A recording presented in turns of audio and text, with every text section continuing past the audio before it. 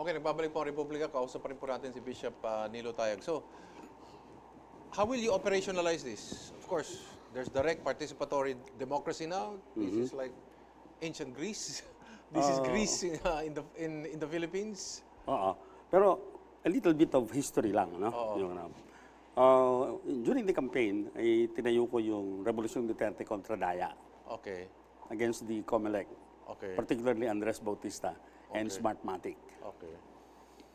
And subsequently thereafter, after the victory of the president, I organized the Revolution Duterte and then for a revolutionary government. Okay. So, Rebo Duterte, tapos for Reb Gov. Okay. That was in January of 2017. Yes.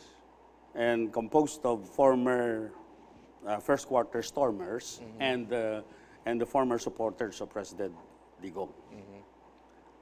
So we believe that when the president assumed the presidency, when Duterte assumed the presidency, he carried in his person the supreme value and the fundamental values of Philippinism, or what I will now call Duterteism. Okay.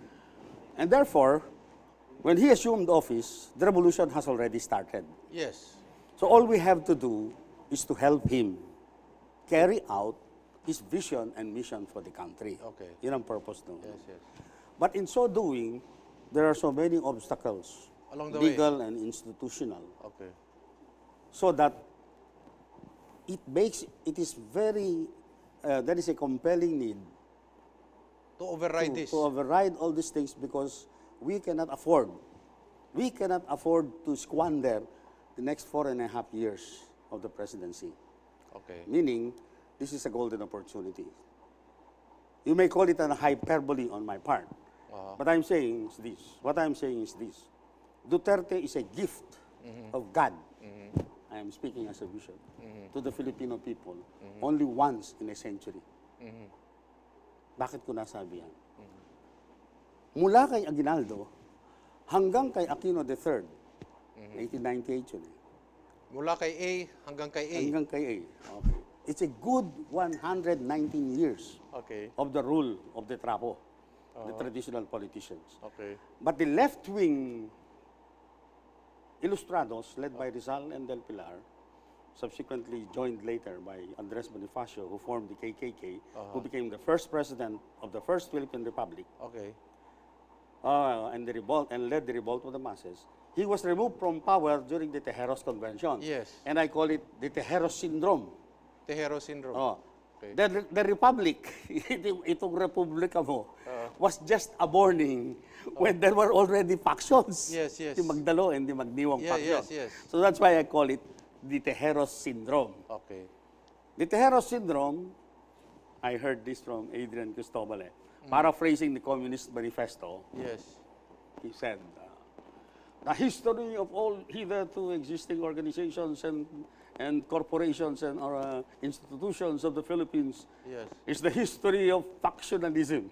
Okay. So, yun ang Tejeros Syndrome. So, the guardians, which has more than 300 factions, is not free from that Tejeros Syndrome. Factionalism. Oh. But as the saying goes, turn a bad thing into a good thing. Yung 300 factions natin yun, magkakasama tayo sa guardians, has led to the multiplier effect nung pagtatayo ng maraming guardians to the point na meron tayong 5 million na ngayong kasalukuyan. And maybe more now. And we don't have to reinvent the wheel, so to speak, in terms of organization. Because the Guardians was founded 41 years ago in 1976 by Sergeant Hangaw, the then Sergeant Hangaw. Hangaw, yes. In short, this is even a quasi-military organization. And if it's a quasi-military organization, number one, it lends itself easily to ideological indoctrination. Yes. Number two, it lends itself easily to military training and discipline. Yes. And therefore, nung inalis ni Digong ang responsibilidad mula sa 160,000 men na police, ang responsibilidad sa pag-against versus illegal drugs, saan kukunin ang suporta sa PIDEA. It's just only 2,000 men. Kulang. Kulang talaga. So, ang pinapropose natin ay tumulong ang guardians sa pagpapatupad ng all-out war against drugs dito sa PIDEA. Okay. The NBI, for instance, as a law enforcement agency, pero umaapila si Bato Yes. na ibalik daw sa PNP, PNP, yes. ang responsibilidad. Yes, yes. Pero parang bantulot pa si... Kasi ito nga argument for a revolutionary government eh. Oh. The president found out na yung corruption sa level ng barangay, there is a connivance among the drug lords, the barangay officials, and the PNP. Okay. And this is true for almost all of the 42,000 barangays in the Philippines. It's a conspiracy of convenience. Yes. Okay. So how can you reform our society? So, yung sinasabi ko, while Digong belongs to the Trapo, no? Kasi ang naghari after Aguinaldo, yung mga lahi na rin ni na Bengcamino, at saka ni Paterno, at saka ni na Felipe Bengcamino, At hindi si Antonio at Luna. saka Calderon.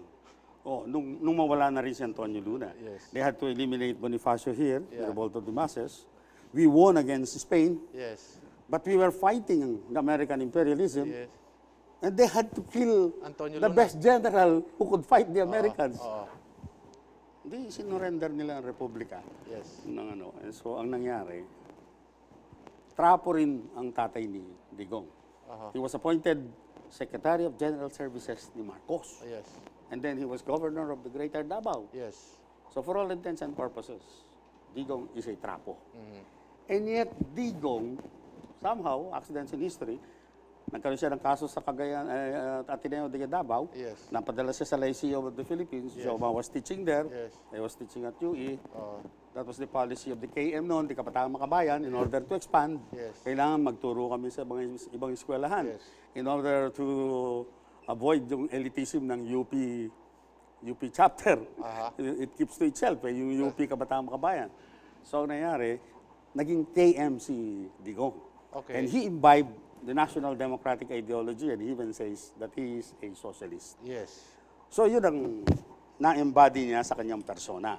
That's why we say that Digong is déclassé in this sense. It's a French word which says, you turn against your own class. And many of revolutionaries in the world turn against their own class. Sabi nga, Marx, Engels were not proletarians. Mao Zedong was not a proletarian. Yes, yes. And for that matter, Ho Chi Minh was a Mandarin. Yes. And he could speak many languages. Yes.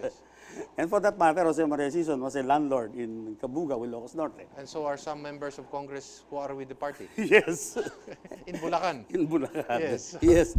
Yung elite na the Lava Brothers. The Lava yes, Brothers. yes, Brilliant brothers with PhDs. And, Yes, yes. Oo. Yun ang, actually, it's the middle class that provides the... But this is the approach via the guardians. But in terms of governance, are you talking about closing down the Senate, the Congress?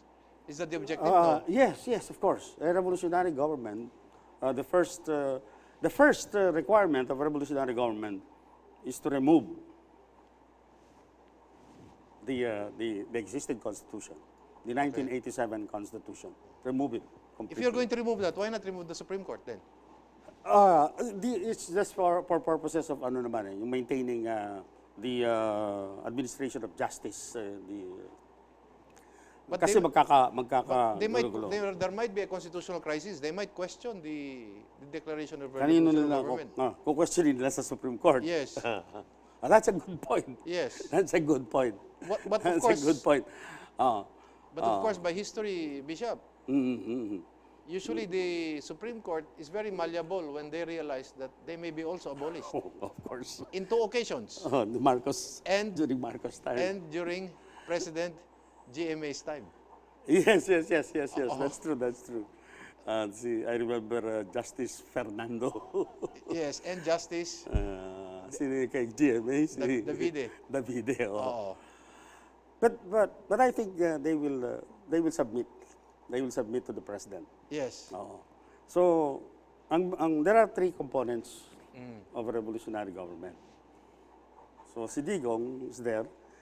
The fear of the people that's going to be violent is not true, because there's no resistance. There would be no resistance on the part of the sitting president, because we are not removing a sitting president. Yes. We are actually carrying out, help the president carry out his vision and mission and programs for the country. Okay. Yan ang ano natin. Eh, bakit magkakaroon ng violente? Now, the first requirement is an overwhelming mass movement. Digong has 16 million. Yes. Tapos meron siyang 21 million daw.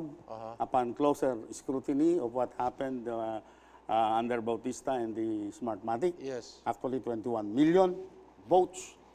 And SWS, 80%. Nananatili sa 80%. So, hindi naman tayo bago sa organisasyon.